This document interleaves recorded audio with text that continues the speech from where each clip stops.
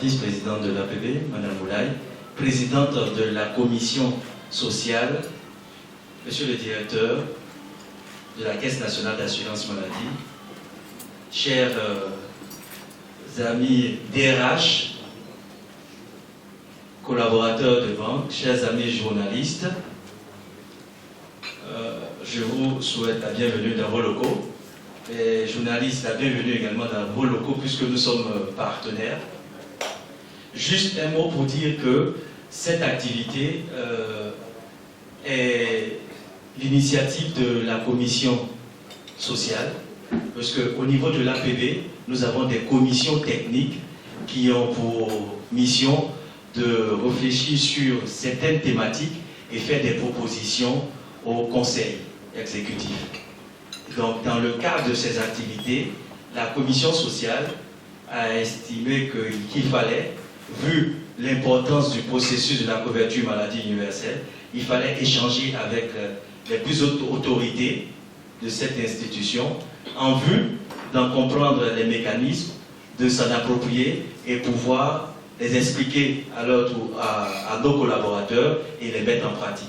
Donc c'est là tout le sens de l'activité de ce matin. Et je vais laisser la voix la plus autorisée au niveau de l'APB pour donc dire le mot d'introduction. Je demande Madame Moulaye, vice-présidente de l'APB, de venir me rejoindre. Sous vos applaudissements.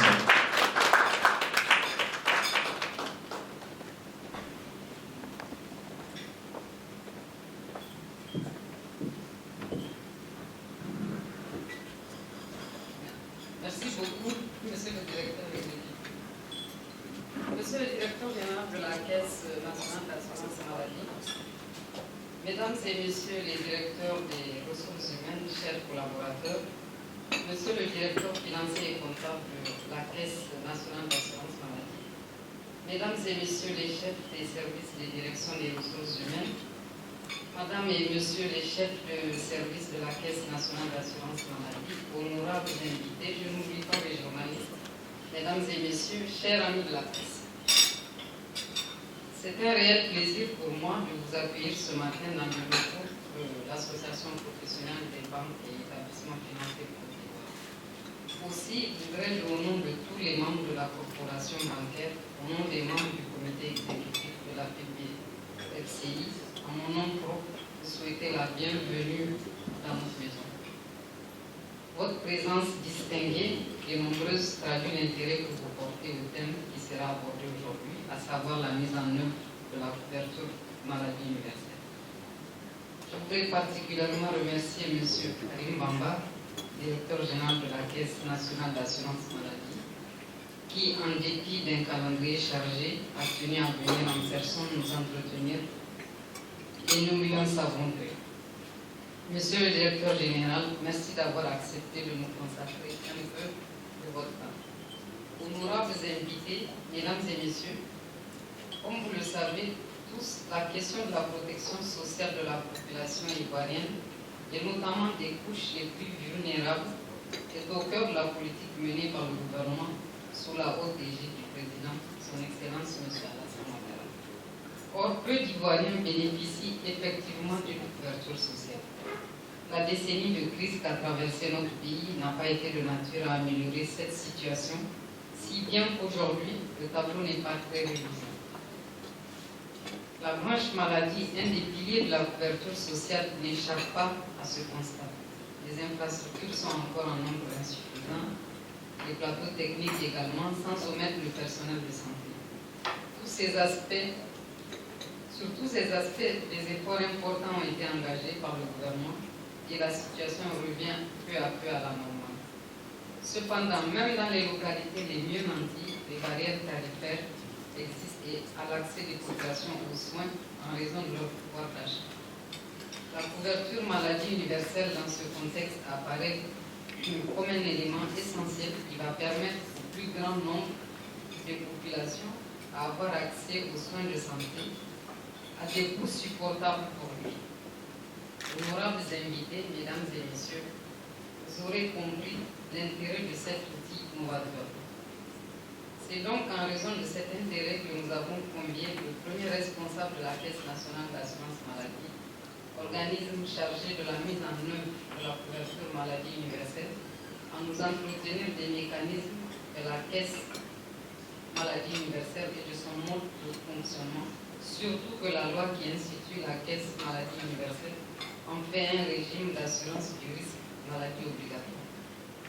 Pour nous, cette cérémonie constitue une belle occasion de nous retrouver, d'échanger et de partager nos expériences. Meilleur moyen, s'il en est, de s'enrichir les unes et les autres. Je vous remercie pour votre attention.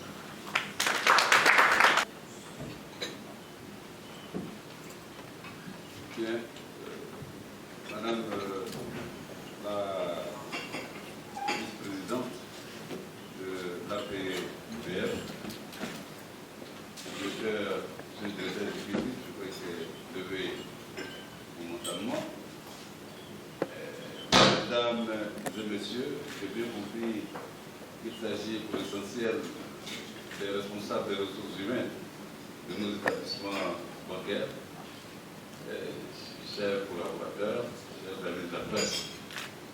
Je voudrais, au nom des organes dirigeants de la Caisse nationale de l'assurance maladie, saluer ici l'initiative de l'APBF de nous inviter à ce petit déjeuner qui nous donne l'occasion, ma foi, de rendre compte, mais aussi d'expliquer un tant soit peu le projet, disons, le système de la couverture maladie universelle. Donc nous sommes très heureux de nous retrouver ici ce matin et c'est avec plaisir que nous allons prendre la parole pour faire, sans ménager aucun effort, pour vous expliquer vraiment les tenants et les aboutissants de la couverture maladie universelle. Parce que, comme l'a dit Madame la Présidente et Monsieur le Directeur exécutif, cette occasion, nous voulons la saisir pour que vous puissiez vous approprier le système de la couverture maladie universelle pour être pour nous de véritables relais d'abord de finances d'entreprise. Madame la Présidente, dans son intervention, a si bien situé le contexte de la couverture maladie universelle.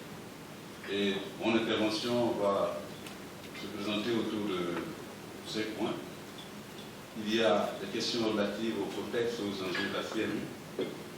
Nous allons parler également des principes et fondements de la couverture maladie universelle.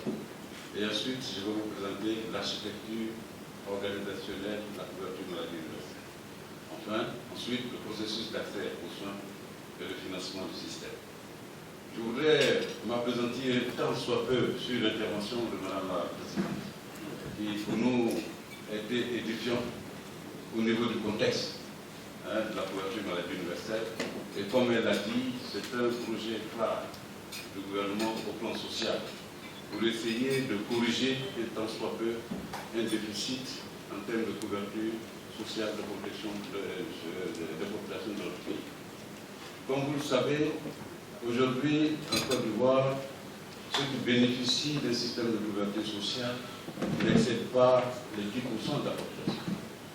Et dans ces 10% de la population, quand nous faisons une petite analyse, ceux qui bénéficient d'un système de couverture du risque maladie n'atteignent pas les 3% de la population.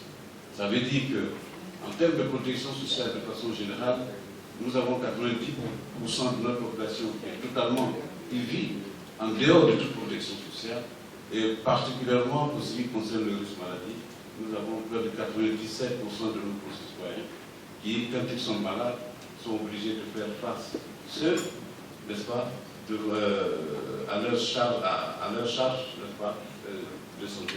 Et c'est ça c'est ce qui constitue le principal enjeu.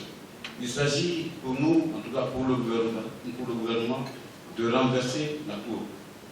Au lieu que ce soit 3% ou 10% qui bénéficient d'un système de protection sociale, il s'agit de faire en sorte que tous ceux qui résident dans ce pays puissent bénéficier, un tant soit peu, d'un système de couverture sociale.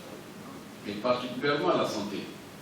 Je voudrais dire que la santé est un droit universel. Depuis 1948, la Déclaration universelle des droits de l'homme a consacré la santé comme un droit universel. Tout individu, membre de la société, a droit à la santé, et cela est important. Et cette obligation, nous la retrouvons également dans nos constitutions respectives. Et en Côte d'Ivoire ici, l'article 7 de notre constitution fait une obligation pour l'État de s'assurer que tous les résidents de notre pays ont accès, n'est-ce pas, aux soins de santé. Et ça, par rapport à cet enjeu, vous avez bien compris qu'il y a des choix politiques qui ont été faits depuis l'accession de nos jeunes États à l'indépendance. Et en ce qui concerne la Côte d'Ivoire particulièrement, le premier choix politique qui a été fait, c'était la gratuité des soins de santé.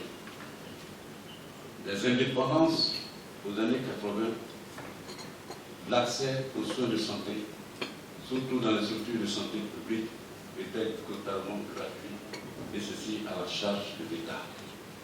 Parce que nos dirigeants à l'époque avaient pensé qu'avec les indépendances et avec la croissance attendue, c'était un mouvement qui pouvait continuer. Malheureusement, avec les effets de la crise financière que nous avons connue en 1980, principalement due à la détérioration des termes de l'échange, en tout cas nos dirigeants à l'époque avaient beaucoup martelé le discours sur ce point, et bien l'État ne pouvait plus